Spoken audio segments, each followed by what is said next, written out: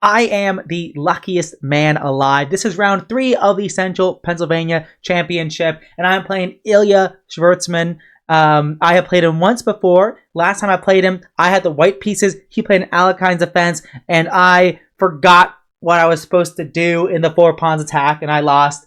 And it was a very interesting game. In this game, he did a pawn sacrifice I have never seen before, and I got a completely lost position out of the opening.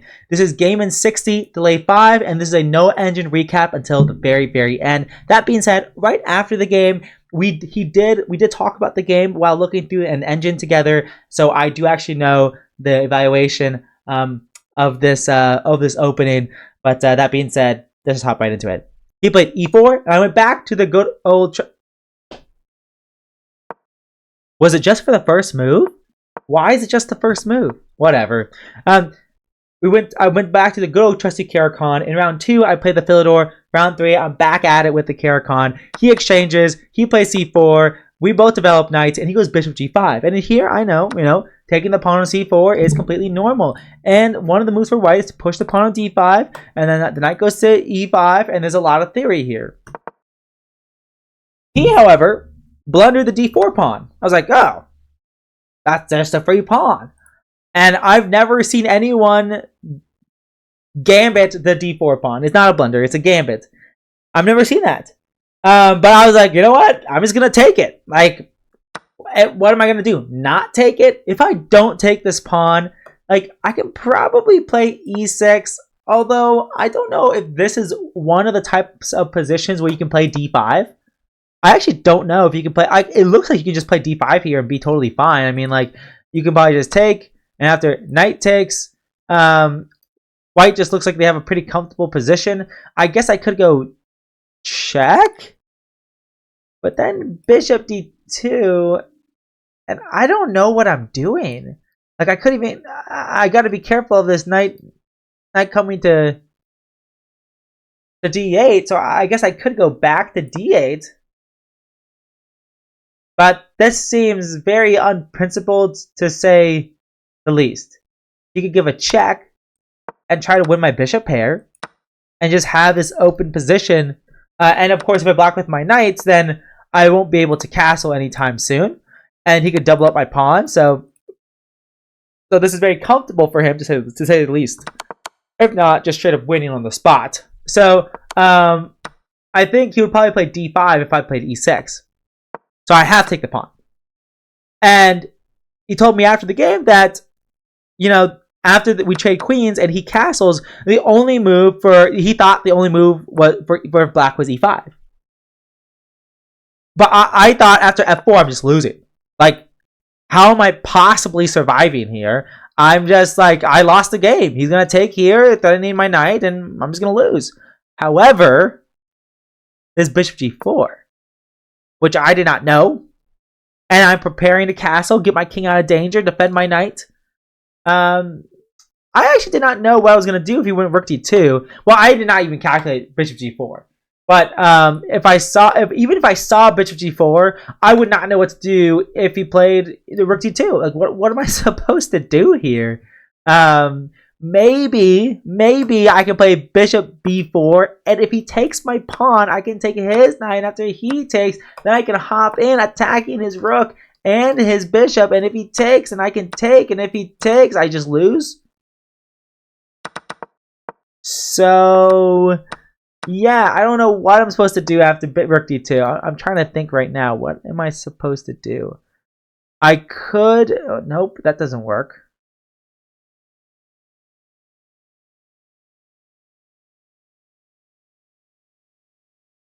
Oh my gosh. Wait, is it h6? Because if bishop takes and pawn takes and pawn takes and pawn takes? Or after bishop g5, I give up. Oh my gosh. After bishop g5, you have bishop h4, you have g5.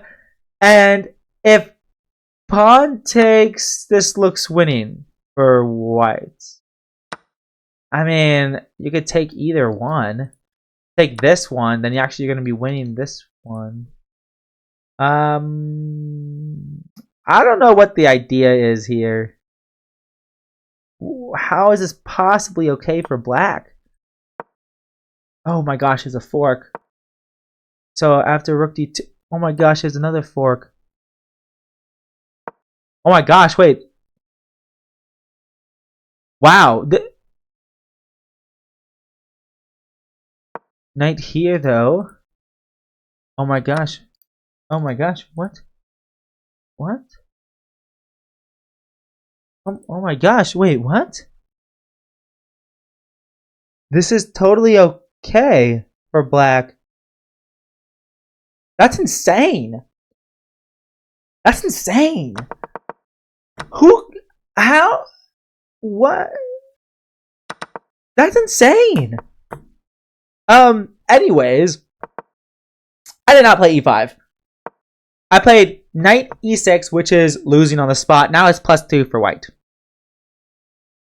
Because he takes my knight on f6. He goes bishop b5 check. And yeah, my king's on a journey. I make it all the way up to d6. I mean, and just look at how both my bishops and rooks have not moved. I mean, talk about a position. This is neat. This is glorious.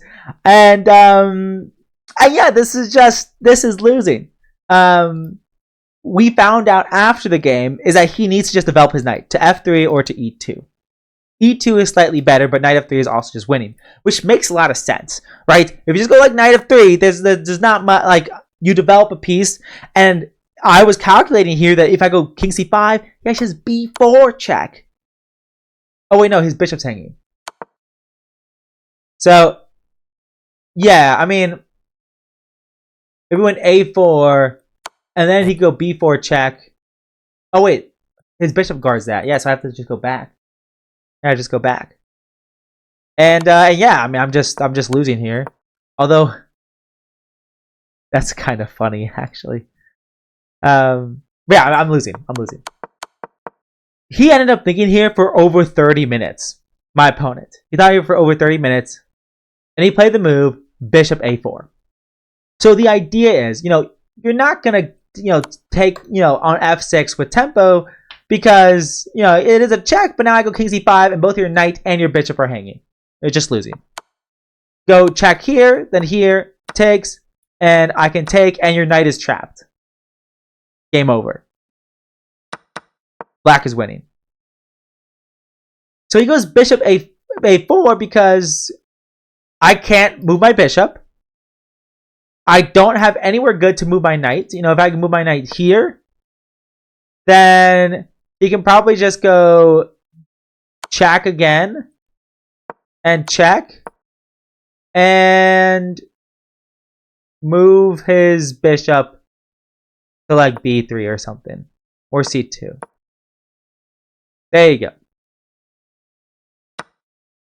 It doesn't matter that I win his knight back. He's still up in exchange for a pawn. So pretty quickly, I found the move b5, which I thought was a very excellent move. I thought one of the things he might do is go knight c3 check on my king, and after king c6, take this pawn with check. And I thought this position was totally fine. My king has finally found refuge on b6. I'm going to go bishop b7 and bishop c5 or bishop e7 and just develop my rooks, and life is good. That was my idea. And if he takes a pawn like this, well, now king c5 still comes with tempo on his bishop. And after he plays a4, I play a5 here. I was a little bit worried. Like, if I went bishop b7, I was worried about a b4. After the game, we found out this is actually okay for black, which is insane. It is okay to play bishop b7 and allow white to go b4, because if you do any sort of like check maneuvers, like knight b6, for example, and you take this rook, I win your rook back or something like this. How is this okay? This cannot be okay. Especially now, this is not okay. I refuse to believe this is okay. No, this cannot be okay. Oh my gosh. Yeah, this is not okay. No. No, this is not okay. This is not okay. No, that's not okay. Maybe it is okay. I go king e5. That's insane. I go king e5. Go king e5. He can go check. Oh, but then I just take.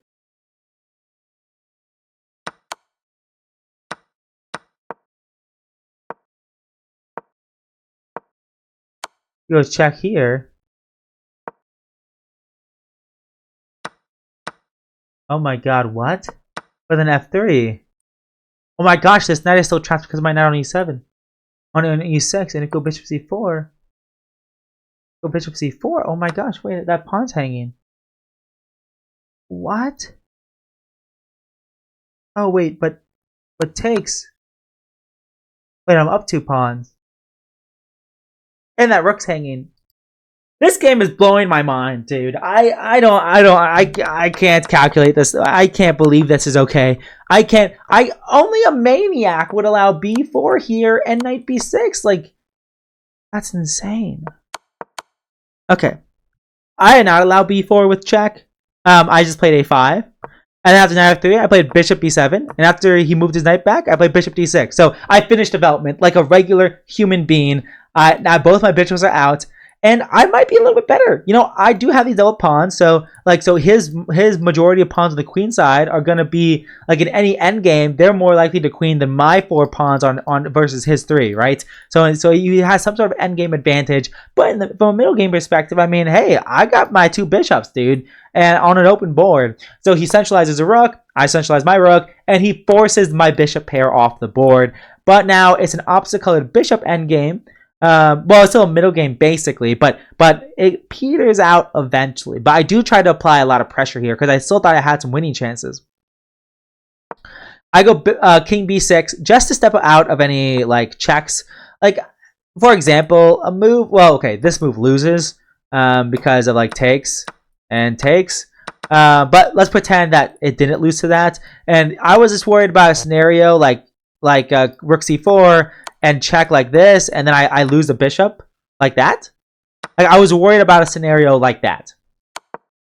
So I did a prophylactic move and moving my king back, and now the c5 square has opened up for my bishop and my knight.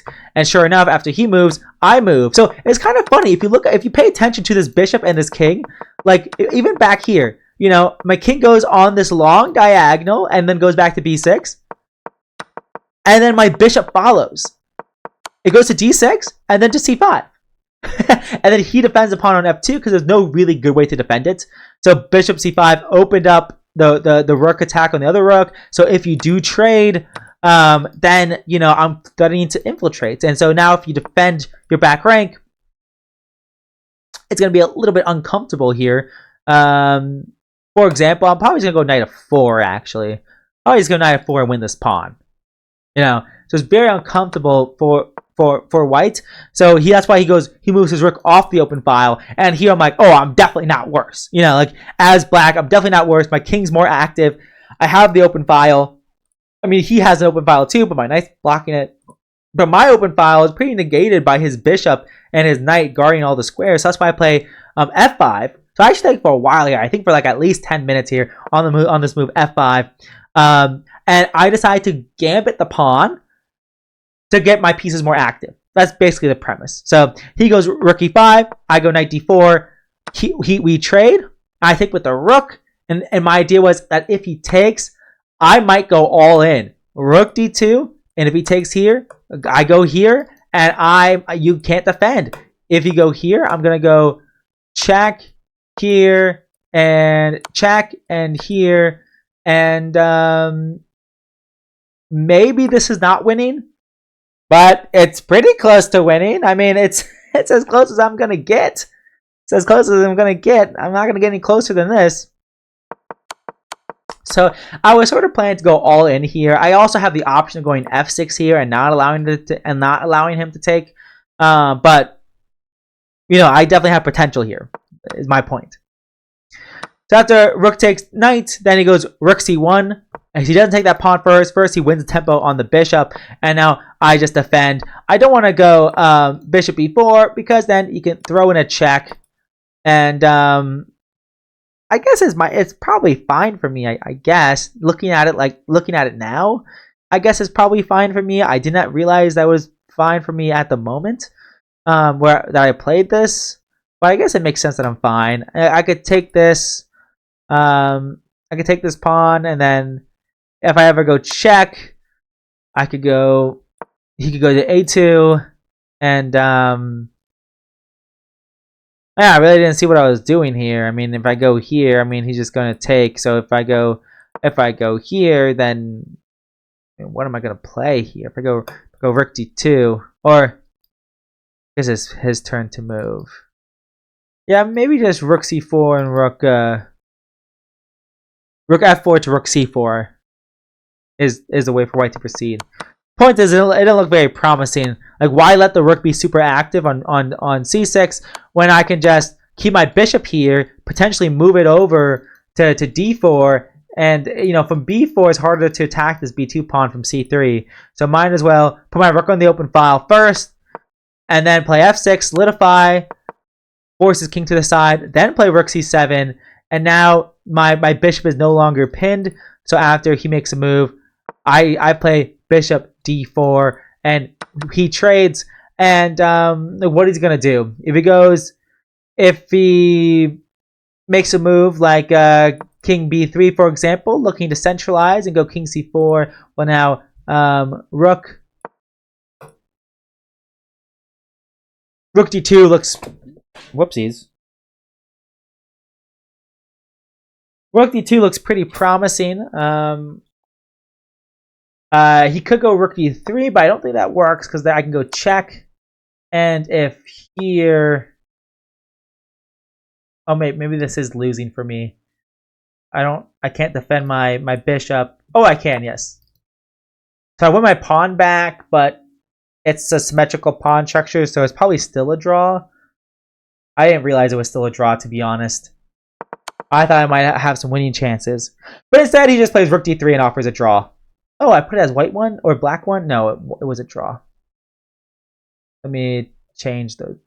So my opponent played a pawn sacrifice. Very dangerous. I was losing. He messed up. He didn't develop his knight. He moved his bishop backwards instead of developing his knight, which gave me the opportunity to get my pieces out, move my king further in the center, and the game petered out to a draw eventually. So all is well as ends well, I suppose, and that was round 3. So I end the first 3 rounds with a win against an unrated player who, after the tournament, now his provisional rating is like 1780, and I drew a 2200 and I drew a 2160. So I enter round 4 with 2 out of 3, the best score I could have possibly hoped for, and now I'm hoping to beat a Class A player. I'm expecting to play a Class A player of some kind, 1800 to 1900 rated player. So hopefully I can score a win and do really well in this tournament.